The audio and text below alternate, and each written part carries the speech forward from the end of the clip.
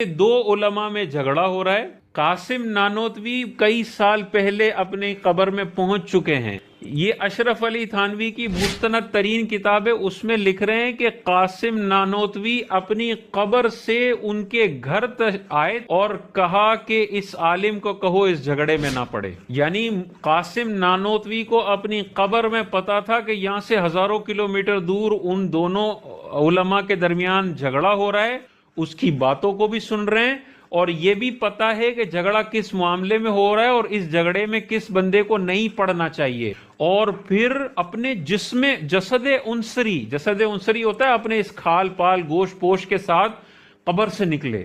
قبر ٹوٹی بھی نہیں، قبر پھٹی بھی نہیں، قبر ویسی ہی ہے. قاسم نانوتوی اپنی قبر سے نکلے، ان کے گھر آئے اور کہا کہ فلاں عالم کو کہو اس جھگڑے میں نہ پڑے. یہی والا عقیدہ اگر ہم نبی کے لیے رکھیں کہ نبی قبر میں مجھے دیکھ رہے ہیں، میرے معاملات کو دیکھ رہے ہیں اور میرے معاملات کو حل کرنے کے لیے وہ میرے گھر آ سکتے ہیں، ڈائریکٹ شرک کا فتویٰ لگتا ہے. اپنے قاسم نانوتوی جو دیوبند کا فاؤنڈر ہے اس کے لیے تم نے یہ ساری طاقتیں مان لی. نہ اشرف علی تھانوی مشرک ہوا، نہ یہ کتاب کو چھاپنے والے مشرک ہوئے، نہ اس کتاب کا درس دینے والے مشرک ہوئے. لیکن تاجدار کائنات کے لیے جب بخاری مسلم میں حدیثیں ہیں، ان کی بنیاد پر ہم حضور کے لیے یہ مانیں کہ حضور دور اور نزدیک کا دیکھ سکتے ہیں، سن سکتے ہیں، جا سکتے ہیں، ڈائریکٹ ہم پر شرک کا فتویٰ لگتا ہے. یہ دوغلاپن ہے.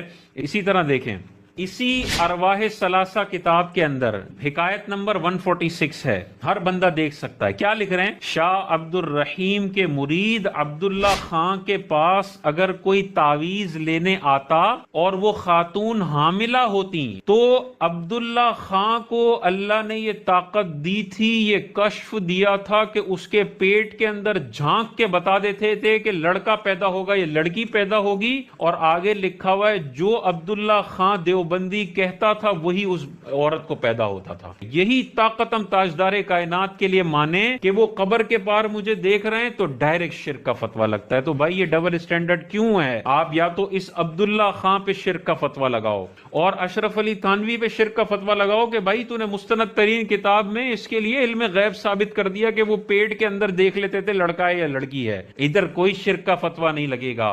لیکن مسلمان بخاری مسلم کی بنیاد پر حضور کے لیے علم غیب اور دیوار کے پیچھے کا اور کروڑوں سالوں کا علم مانے، وہاں پہ شرک کا فتویٰ لگ جاتا ہے.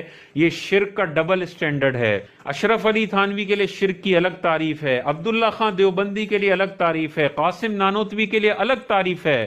ان میں کوئی مشرک نہیں ہوتا. تاجدار کائنات کے لیے انہوں نے ایسی شرک کی خطرناک تعریف رکھی ہے کہ دیوار کے پیچھے کا مانو تب بھی بندہ مشرک ہو جاتا ہے. یہ دوغلاپن ہے، یہ شرک کا ڈبل اسٹینڈرڈ ہے، اور ایسے شرک کے فتوے ردی کی ٹوکری میں پھینکنے کے قابل ہیں. میں آپ سے یہی پوچھنا چاہوں گی کہ اسٹنٹ کیا ہے سب سے پہلے، اور یہ